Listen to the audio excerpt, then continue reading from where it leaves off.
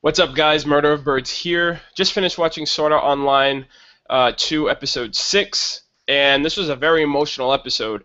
I know there was a lot of hype moments with the BOB, Sinon versus Kirito and all that stuff, but ultimately we got to see a different side of Kirito, a very darker side of Kirito, and, see his true color, not necessarily true colors, but his true self. You know what I mean?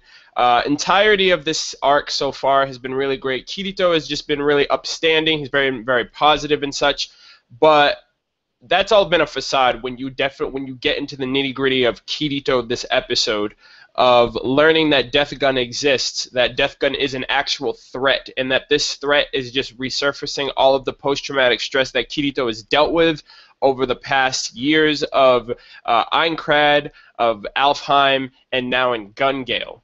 Okay, so we first get the flashback of the Laughing Coffin Guild, and those are the PvP players who ended up killing all of those people, essentially a murderous guild who killed innocent people who ended up dying in real life in SAO. Now, one thing that I will say is flashbacks, it's a good flashback, but time skips ultimately suck, because Aincrad arc was 12 episodes over a 2-year time period, which was terrible. From episode 1 to episode 2 was a month time skip, and I felt like this is something that needed to be ingrained in us. Like, we shouldn't be learning about this now, especially since it's an Aincrad flashback.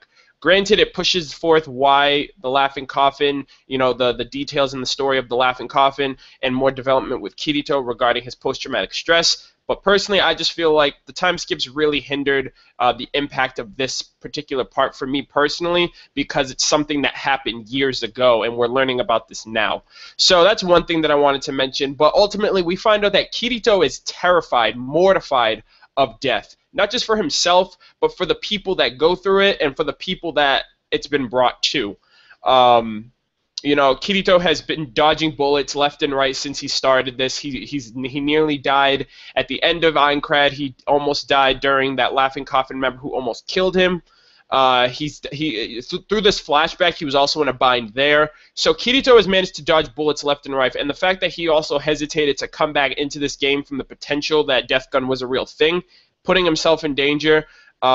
Just the fact that Death Gun exists in his mind, and Death Gun presented himself to Kirito and just instilled to Kirito, "I will someday kill you." I feel like that is what completely blew Kirito over the edge this episode, because at that point it was just like death, like the image on his face and the way he was breathing and the fact that he was sweating and the reaction that he gave to Sinon, and just how he was portraying the rest of his matchups until he went up against Sinon at the very end. It just shows that this really hits hard. Like, this is death we're talking about, okay? And no matter how you wanna flip and flop it, he's a murderer essentially. Granted, he killed people to protect himself, to protect others.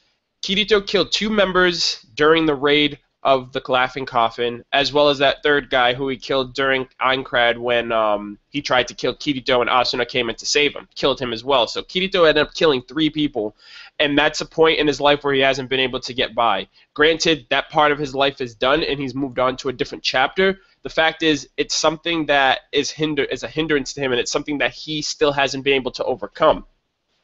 Now, on the flip side, you can also put that into the same category as Sinon, vice versa, though. Like, Sinon has actually killed a real-life human being in the real world, whereas Kirito killed people in a video game. But Kirito doesn't see it that way. Kirito doesn't see any difference between reality and a VR MMORPG. People are people regardless of how you want to slice it. It's a video game, that's fine, that's whatever. Sinon, on the other hand, uses the fact that GGO is a game to overcome her similar post-traumatic stress of killing that guy that she did when she was a kid, and overcoming that as well. But like, the emotion between these 2 characters are just running wild, because Sinon is trying to overcome it. Kirito is just living through it, and he's just making by, and he's dealing with it. But it's the fact of overcoming trauma. Kirito still, he appears to have strength, and Sinon takes that as strength, like, "Oh, how are you managing to overcome all of this? Because I'm trying to do the same thing too. I'm using the game to help me," whereas you see the game as nothing different than real life. It's like, if you're going to shoot that guy because you think it's a game, what makes it any different if he's a real actual person in the real world? So I feel like just the emotions of this episode were all over the place. I mean, I'm just talking from an emotional standpoint, not even getting into the point of the actual matchup between Kirito and Sinon, because this was just very impactful. We learn a lot more about Kirito as a person. We learn a lot more of Sinon as a person, and how these two are completely different and come from two different spectrums of, spectrums and walks of life. But their experiences are nay I say the same, in terms of their post-traumatic stress, of their fear and phobias of death or death-related incidences and such. So that's just one thing that I really liked. I took from this episode. The whole deal with the battle of with the Bullet of Bullets. I don't know. I feel like the first episode, the first matchup, Kirito's first match was just like, okay, this is what is to be expected of Kirito, and this is what Kirito is capable of. And then rounds 2 through 4, he just blitzed through everything. Also, the fact that he, his mental breakdown of, death and stuff, and it's the fact I feel like he just let loose because it's like, I don't want to die. I want to make it through this game and get the shit that I gotta get done with, and move on. So rounds 2 through 4 weren't that bad. They were just blitzed. And then the final round before, the championship finals was Sinon versus Kirito.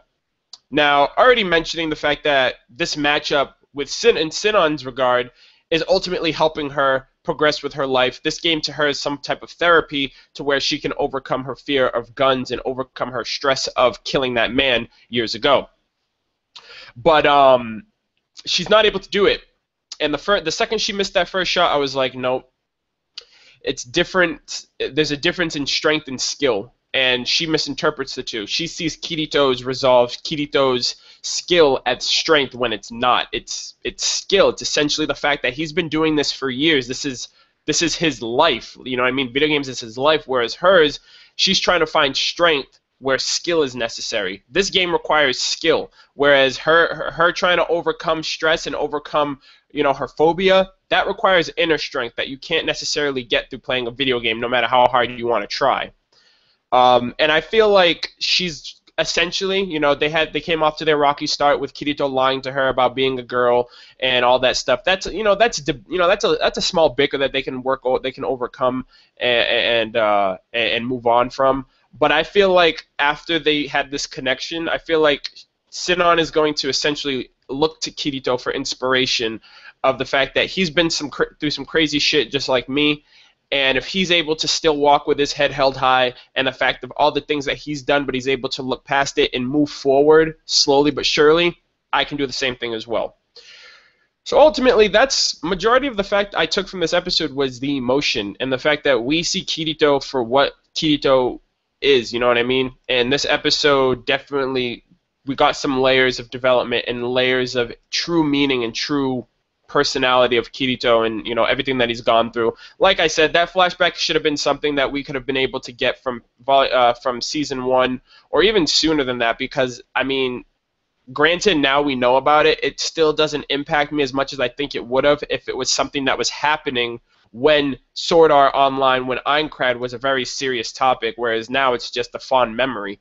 But ultimately, I love the episode. It was really awesome. It was very good. Kirito ended up winning his matchup, and he's going to be progressing. We still don't know what Death Gun has in store for them. I feel like Death Gun at this point is seeing Kirito as a sense of revenge because of the fact that he is a member of the guild and he knows all of these things that Kirito's gone through, even though Kirito has kept this under wraps, and I don't think he's told anybody or a lot of people other than the people that were involved, like Klein and Asuna. But ultimately, let me know what you guys thought about the episode, what you liked about it, what you didn't, what you're looking forward to. Be sure to like, thumbs up the video. I'd really appreciate it. And subscribe if you're new to my channel. I'd appreciate that as well. But that's all I've got, and I will catch you guys next week on time for episode 7. Take care.